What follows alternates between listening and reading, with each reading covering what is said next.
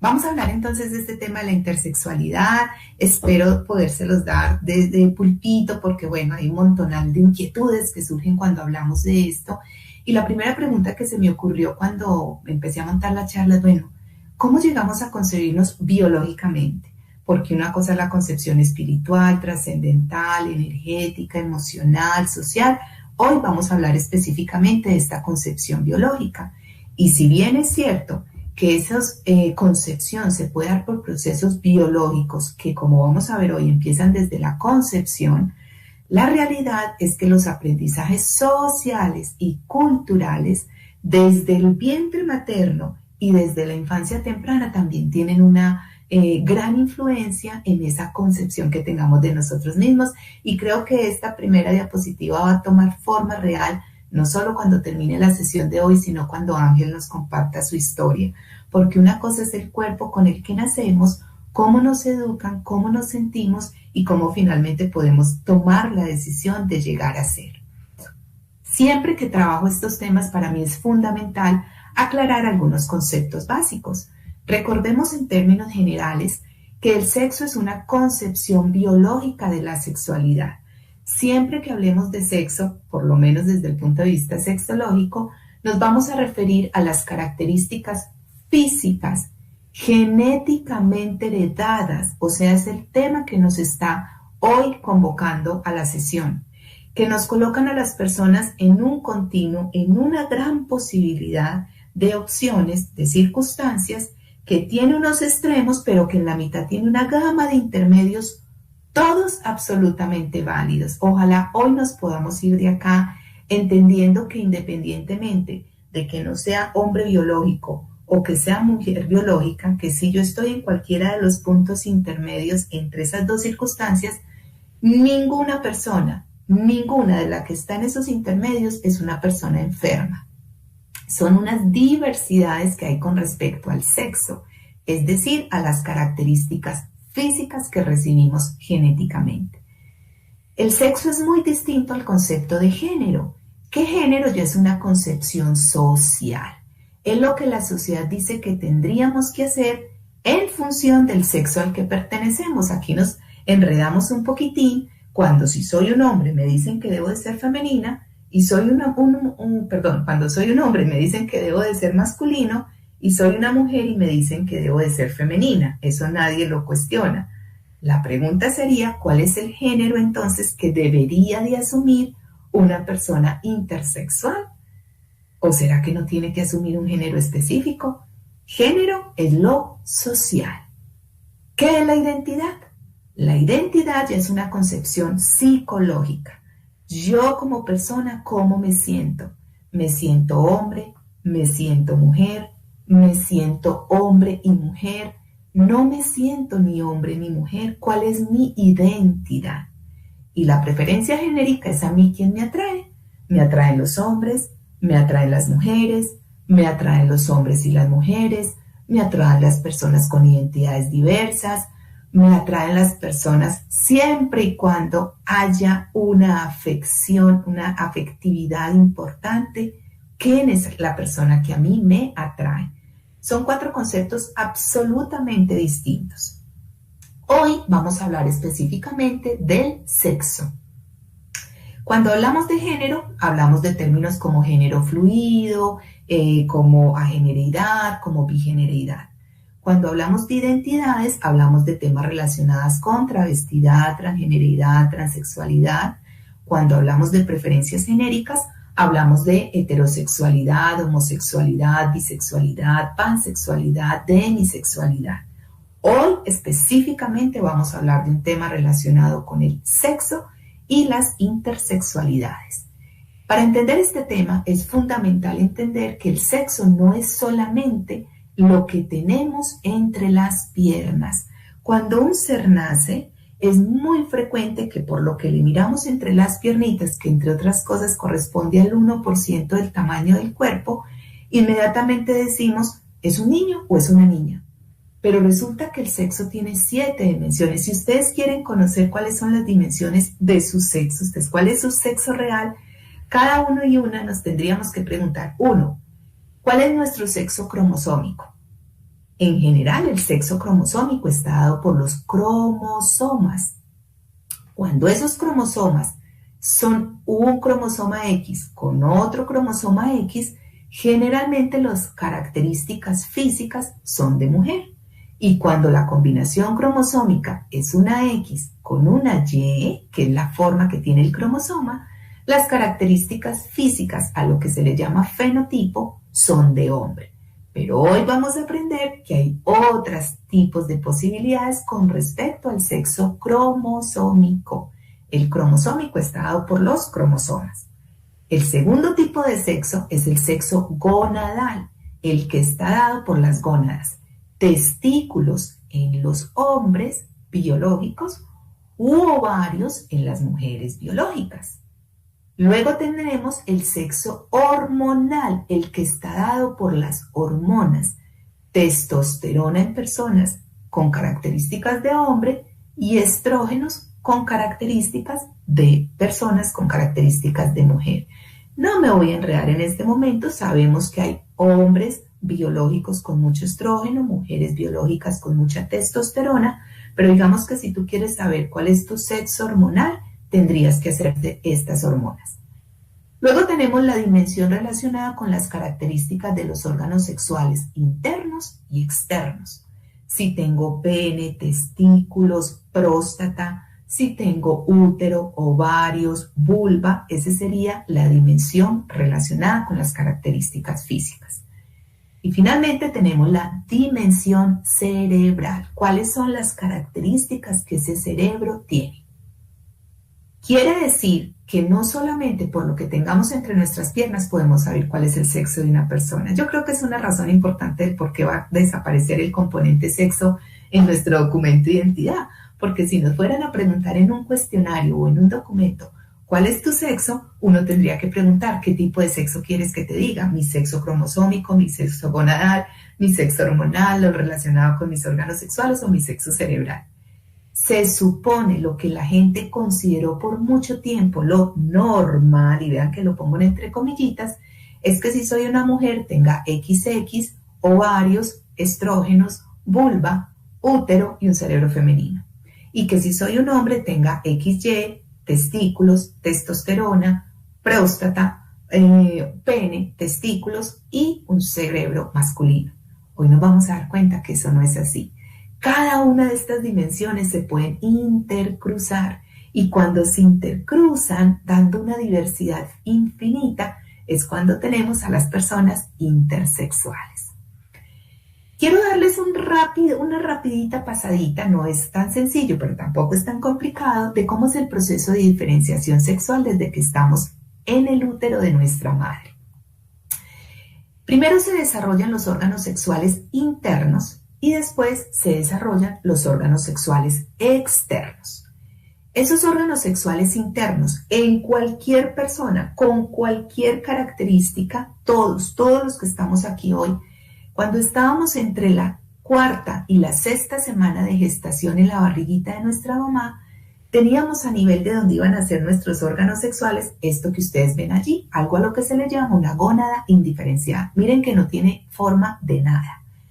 Esa gónada tiene unas celulitas chiquititas que se llaman células germinales.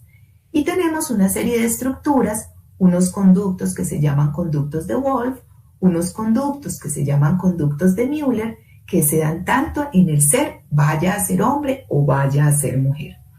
Esa estructura indiferenciada después empieza a conformar esto que ustedes ven aquí. Todos y todas y todos los que estamos aquí hoy, cuando estábamos en la barriguita de la mamá, entre la quinta y la sexta semana teníamos esto. Estas estructuras que están por acá tan raras, más adelante van a darle origen a los riñones. Y estas estructuras que tenemos acá le van a dar origen o a unos óvulos o a unos testículos. No se sabe todavía qué. Estas que tenemos por acá le van a dar origen a los que se llaman conductos de Wolff y estos a los conductos de Müller. Los de Wolff se van a desarrollar más adelante si va a ser un hombre biológico y los de Müller se van a desarrollar si va a ser una mujer biológica, pero todos somos exactamente iguales hasta esta etapa. Después de esta etapa, estas estructuras que son las que vimos ahora, miren estos conductos de Müller cómo terminan acá con estas formitas que más adelante van a ser parte de las trompas y van a conformar el ovario y los úteros. Este va a ser el ovario y estas trompas van a conformar el útero. Y estos conductos de Wolff van a convertirse en las estructuras propias de un hombre biológico. O sea, esto, si tenemos las características cromosómicas, hormonales, fenotípicas y genotípicas para ser hombres, se va a convertir en esto. Y esto se va a convertir en estas características de mujer. Una vez se han desarrollado los órganos internos, más adelante, entre la 8ª y la 12ª semana de gestación, se desarrollan los órganos sexuales externos. Miren la belleza de ese proceso de desarrollo.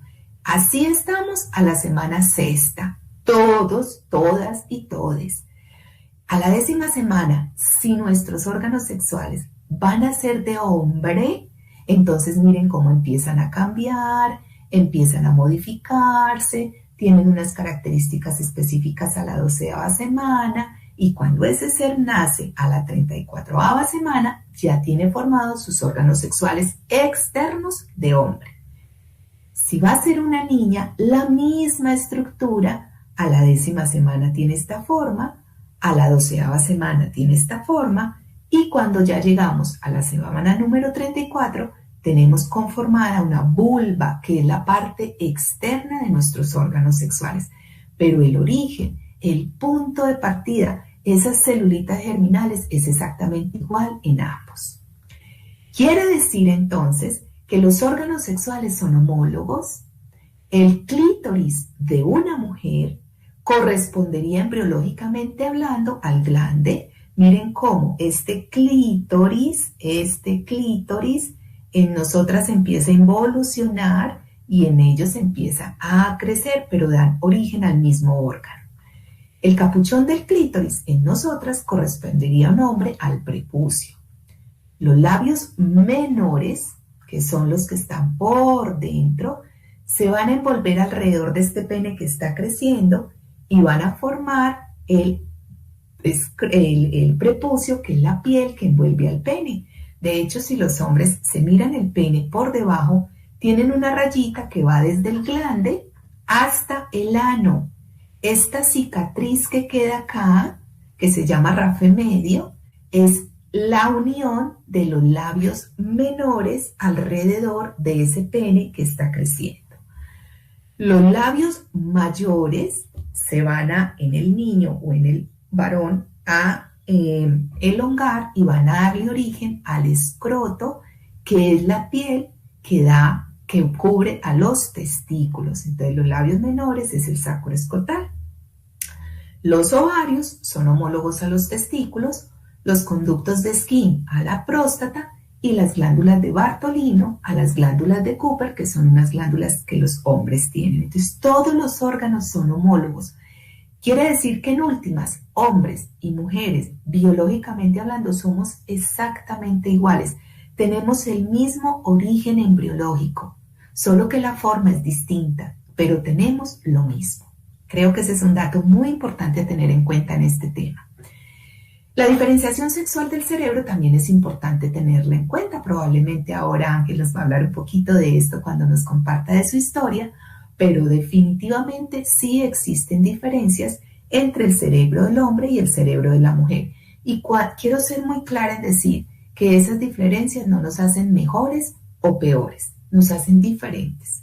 Hay estructuras del cerebro en el hombre más desarrolladas que en las de la mujer y hay estructuras en el cerebro de la mujer un poco más desarrolladas que en el hombre.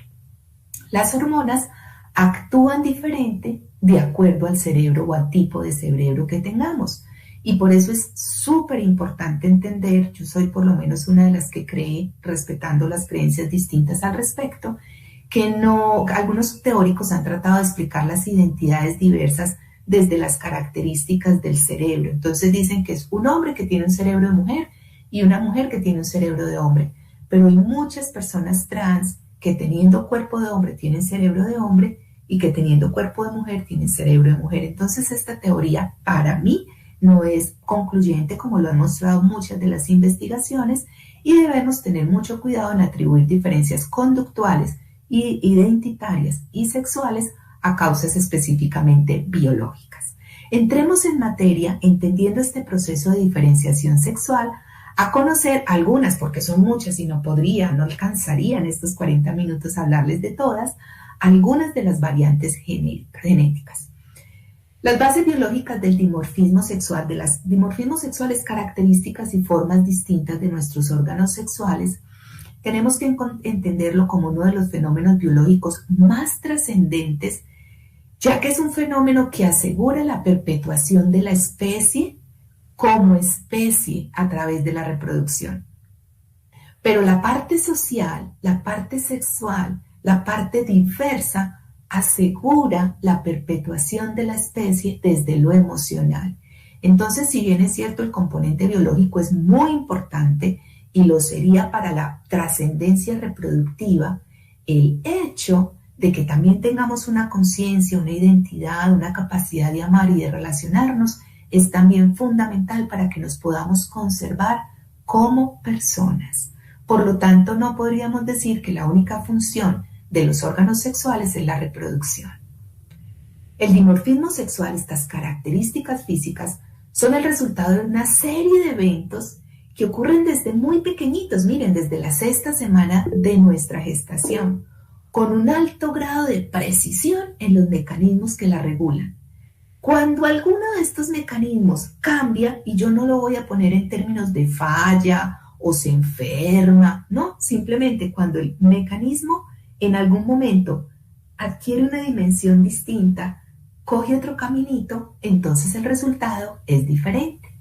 El programa biológico de diferenciación sexual se realiza en 3 etapas. Hay una diferenciación cromosómica con la unión de los cromosomas, hay una diferenciación gonadal y hay una diferenciación en la forma de nuestro cuerpo. Hoy vamos a trabajar algunas de estas diferenciaciones. No se tienen que aprender esto, pero es muy interesante conocer en qué momento se da el cambio y cuando ese cambio se da, qué circunstancias se puede desarrollar.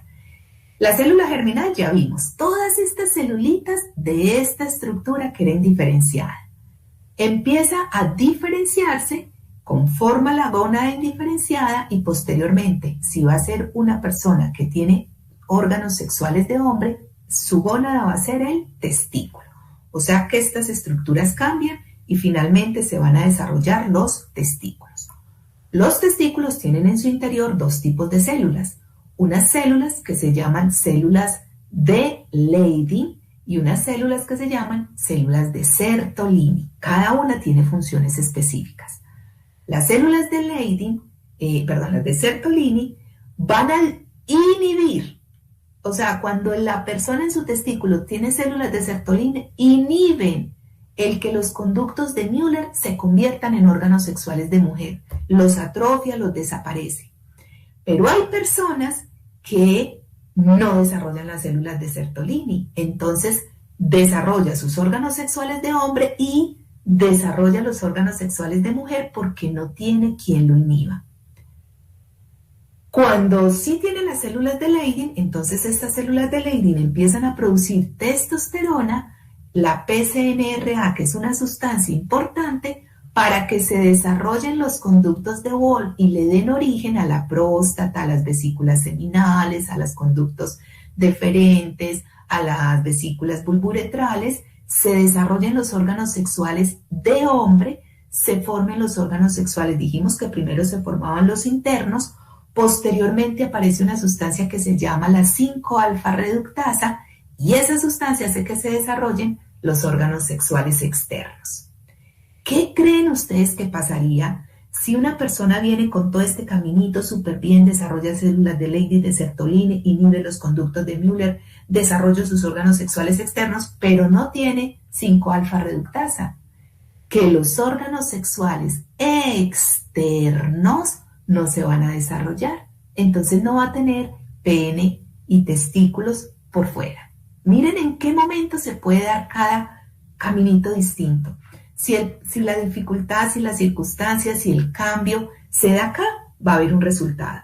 Si se da acá, va a haber otro. Si se da acá, va a haber otro. Si no se forma Sertolini, va a haber otro. Si no hay 5-alfa de reductasa, va a haber otro. O sea, dependiendo en el momento en que se dé la circunstancia. ¿Qué pasa en el caso de la mujer biológica? Esa misma célula germinal genera una gónada indiferenciada exactamente igual, pero ella ya desarrolla ovarios. El ovario produce un desarrollo de los conductos de Müller. No se van a desarrollar los conductos de Wolff. Si no hay ovario, se desarrollan los dos o no se desarrolla ninguno de los dos.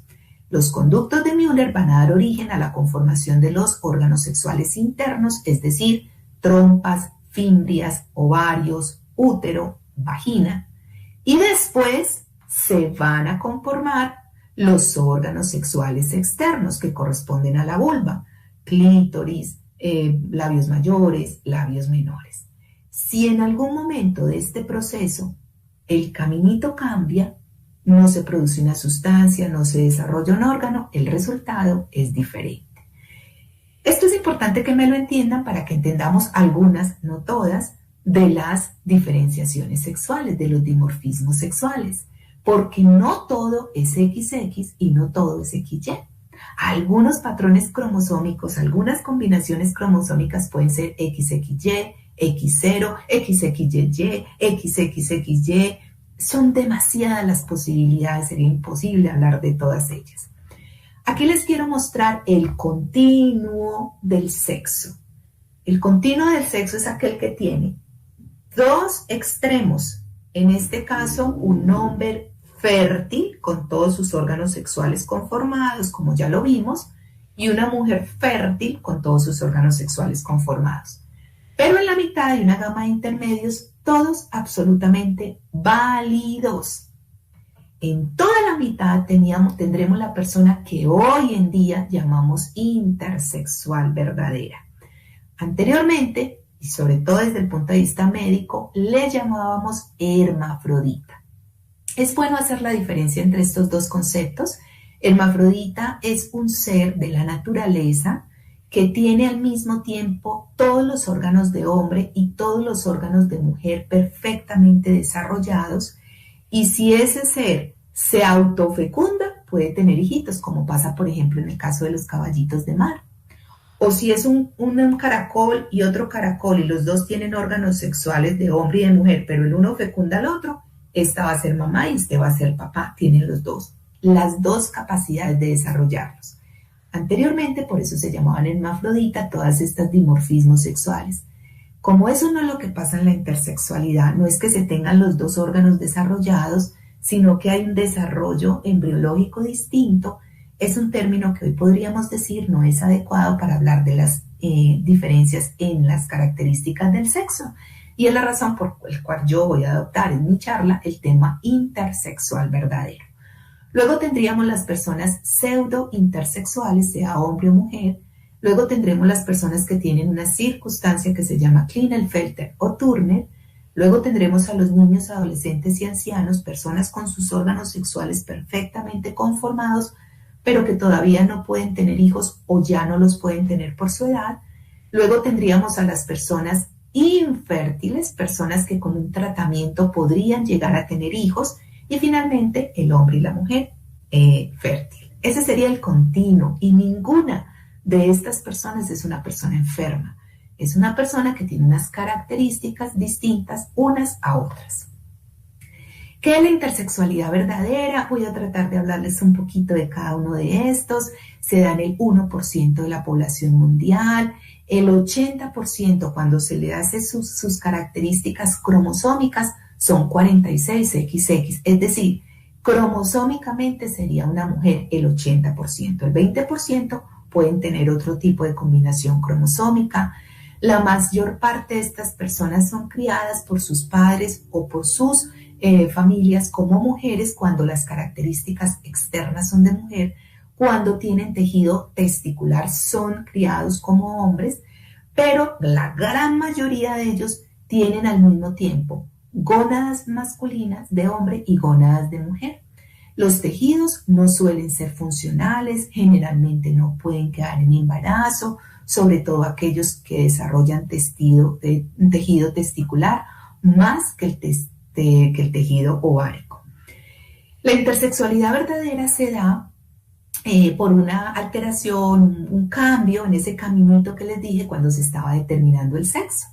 Las características físicas de esa persona pueden ser de hombre, de mujer, a nivel interno. A nivel interno, acuérdense que primero se da lo interno y después se da lo externo.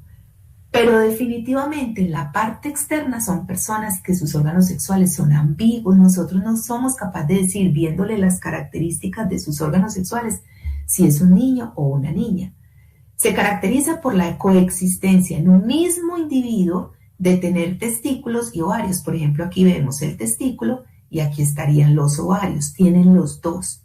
Hay personas que pueden tener un testículo a un lado, un ovario al otro, tener 2 ovarios y 2 testículos, en fin, las posibilidades son muchísimas. El ovario en las personas intersex se localiza en la cavidad pélvica. El testículo puede ser que descienda o puede ser que se quede en la cavidad abdominal, que es donde inicialmente se produce y que esté en cualquier proceso. Miren, por ejemplo, aquí vemos un ser. Esta persona nace. Entonces, cuando nosotros los vemos, no sabemos, ¿es un pene muy pequeñito, lo que se le llama hipoplásico, o es un clítoris que es muy hipertrófico, es decir, muy grande? No sabemos. Tiene en un lado un tejido escrotal que probablemente tiene un testículo palpable, pero en el otro no hay un desarrollo del tejido escrotal y no hay testículo. Y estos labios mayores podrían ser en este ser, parece que están fusionados en la mitad, pero al mismo tiempo tienen una abertura. Entonces, es un ser que no tiene unos órganos sexuales que uno pueda decir es hombre o es mujer. Esa es la intersexualidad verdadera. ¿Qué son las personas pseudo-intersexuales?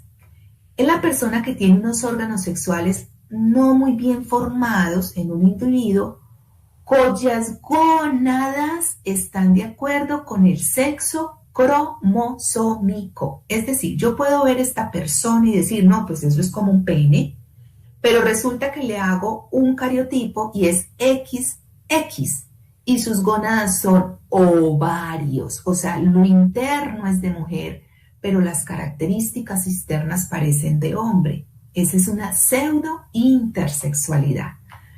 La causa reside en que la formación de los órganos sexuales cambió por factores genéticos o ambientales y, ojo con esto, se llama pseudointersexual, hombre o mujer, dependiendo si tiene testículo o si tiene ovario. Es decir, a esta persona con ovarios no se le diría que es un hombre, sino que es una persona pseudointersexual mujer. Aquí tenemos algunas fotos de personas pseudointersexuales mujeres. Su incidencia es en Estados Unidos de 1 en 67,000 personas, en Suiza de 1 en 5,000 mujeres. Son de combinación cromosómica XX, tienen ovarios, pero la parte externa, que es la que se forma después, es un poco más masculina. Se puede dar porque la madre de pronto tomó algunos andrógenos en las primeras 12 semanas de gestación, que es donde se da ese caminito y donde se van formando estos órganos, o porque tenga un tumor secretador de andrógenos, que la mamá tenga un cáncer, un tumor en las suprarrenales y que produzcan la virilización del feto. Los tumores maternos masculinizantes pueden causarlos, como el adenoma suprarrenal, los tumores ováricos, el adrenoblastoma, que es un tumor también que puede darse en el riñón. Todos estos tumores o algunas circunstancias en el proceso de diferenciación sexual pueden generar. Miren este caso de un chiquitín, una chiquitina que tuvimos aquí en grupo y que me han autorizado a mostrar sus fotos. Uno diría, ay, pero es como un niño, o sea, las características parecen de un niño, pero con un pene muy pequeñito. Y resulta que cuando le hacemos una laparoscopia encontramos que tiene ovarios con ausencia de testículos y su cariotipo es XX. En este caso estamos hablando de una persona intersexual mujer. ¿Qué pasa en la intersexualidad hombre? Que sus cromosomas son XY, pero miren cómo externamente uno podría decir, ay, pero parece como una vulva con un clítoris muy grande. En términos generales, la diferenciación de los órganos sexuales hacia lo masculino no se da. Recuerden que yo les decía ahora, este que es el clítoris va a formar el pene, se quedó pequeñito. Los labios menores se iban a envolver alrededor, quedaron ahí en la mitad del proceso. Los mayores iban a formar el escroto, no se desarrollaron. Entonces queda con unas características ambiguas, sus cromosomas son XY, que son de hombre, y tienen testículos en su interior. Se puede dar por una deficiencia enzimática, por una deficiencia en las 5-alfa reductasa. ¿Se acuerdan que les dije que la 5-alfa reductasa era una enzima que convertía los órganos sexuales ya en órganos de hombre? Estas personas no tienen esa 5-alfa reductasa, o puede ser por un defecto en alguno de los cromosomas. Otras intersexualidades son el Klinefelter. Miren que deliberadamente le quité la palabra síndrome. Síndrome no es malo, síndrome es el conjunto de signos y síntomas, pero los tenemos que empezar a despatologizar. Esta digenesia, esta característica, es porque se combinan dos cromosomas, X y X, pero en el proceso de desarrollo, ¡pum!, se alcanzó a meter un cromosoma Y. Entonces la combinación es XXY.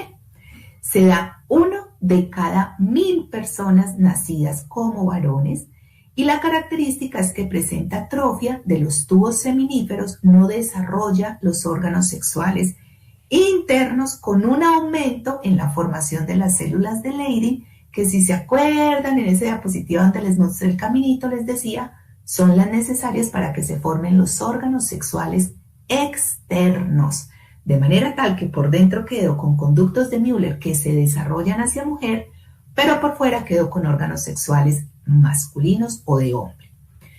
¿Qué pueden presentar? Algunos de ellos pueden presentar en la adolescencia testículos pequeños, no tener espermatozoides o tenerlos muy bajitos, pueden tener bajitos los niveles de testosterona y pueden no desarrollar caracteres sexuales secundarios, pero esto dependerá del nivel de severidad que tenga la combinación cromosómica.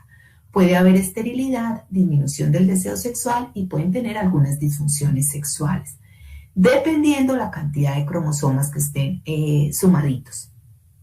Entre más X hayan, XXXXY, más va a ser la manifestación difusa de sus características físicas. Es muy probable que una persona XXY tenga un fenotipo muy masculino y tenga por dentro órganos sexuales de mujer. Tienen algunas otras características, no todas las personas la desarrollan, son personas un poco altas, algunas personas solamente en el 20% de los casos pueden tener algún tipo de déficit cognitivo, que los papás lo empiezan a ver con respecto a los hermanitos, pueden tener algunas circunstancias médicas que una persona que no tenga esta circunstancia también puede tener. A veces hay complementos cromosómicos mayores, 48XXXY, 49XXXY, y es importante entender que el déficit cognitivo va a ser mayor a medida que se aumentan los cromosomas y que pueden haber mayores malformaciones esqueléticas en la medida en que haya mayor combinación cromosómica. ¿Qué pasa en el caso del Turner? Llegó el X, pero el Y nunca llegó. O sea, la persona quedó con una combinación X0, a lo que se le llama también monosomía X. Aquí en alguno de los dos progenitores no llegó un cromosoma.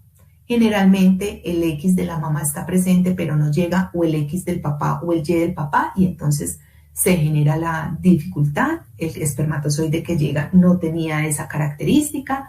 Se dan 1 de 2.500 personas nacidas vivas, aunque el 99% de estas circunstancias son abortos espontáneos.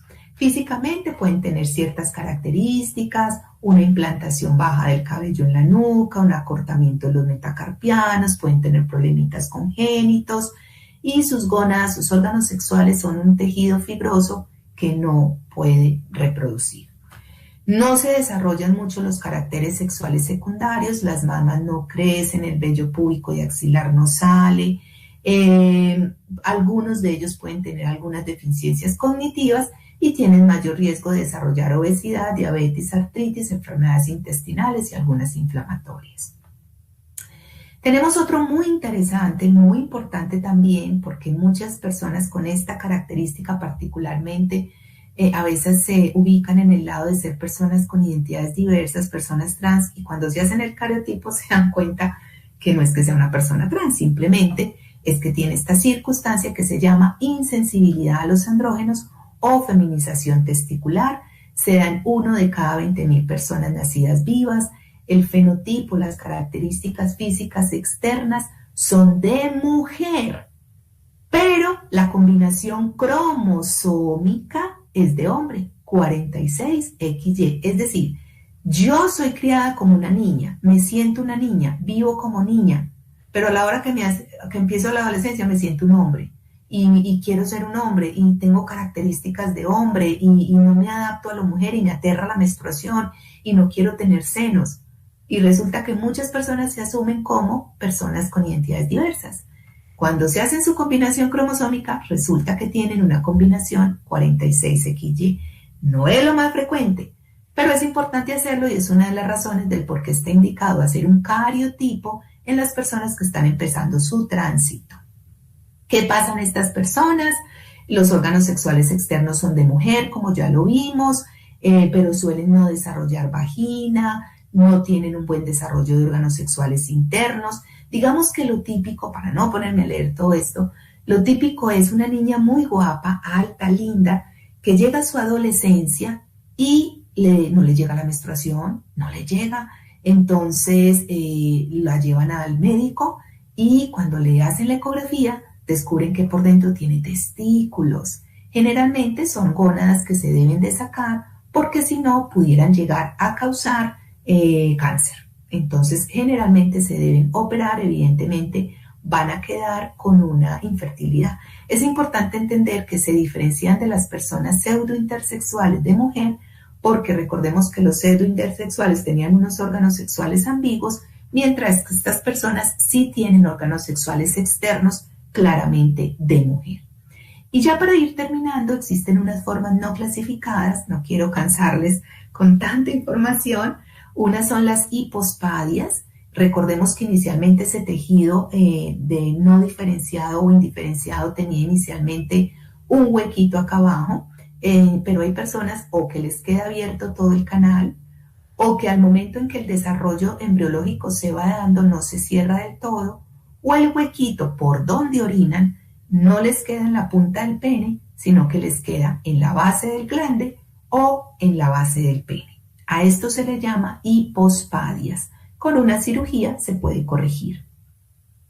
La epispadia es lo mismo, pero en vez de que el huequito quede por debajo, queda por encima y puede quedar aquí, aquí o acá y no queda en la punta del pene. También se hace una corrección quirúrgica.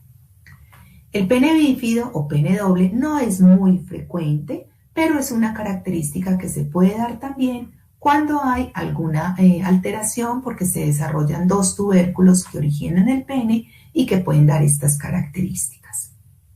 Y el micropene, que se llama micropene, hay que tener un poco de cuidado con este concepto porque por lo menos a mí me consultan muchos hombres biológicos que tienen las características cromosómicas, hormonales, gonadales, fenotípicas, genotípicas de hombre, que porque tienen el pene muy pequeño. Y el verdadero diagnóstico de micropene es cuando no mide más de 2 centímetros. Si el pene mide 3, 4, 5, 10, 12, 14, entre otras cosas tiene un buen tamaño y no se considera un micropene como tal. Les quiero entonces dejar para que analicemos a lo largo de esto, no me voy a poner a hablarles de tratamientos. De hecho, cuando empecé les dije, los tratamientos los puse interrogados porque realmente tendríamos que cuestionarnos si es lo mejor para ofrecerle a las personas, pero ¿qué hace un papá? ¿Qué hace una mamá cuando tiene un ser al que deseó con toda su alma, lo tiene al frente, decide desearle lo mejor, amarlo incondicionalmente y que sea una persona feliz y le dan la noticia de que tiene una intersexualidad? ¿Cómo lo llamo? ¿La llamo María? ¿La llamo José? ¿O la llamo José María? ¿En qué colegio le meto? ¿Le compro cositas rosadas, azules o amarillas? ¿Le compro de todo? ¿Cómo hago para trabajar el tema en el colegio, con la sociedad? O sea, es decir, también hay que entender que más allá de quitarle un problema a los papás, es una circunstancia que genera un movimiento grandísimo en toda la familia. ¿Cómo debe ser inscrito en el registro civil?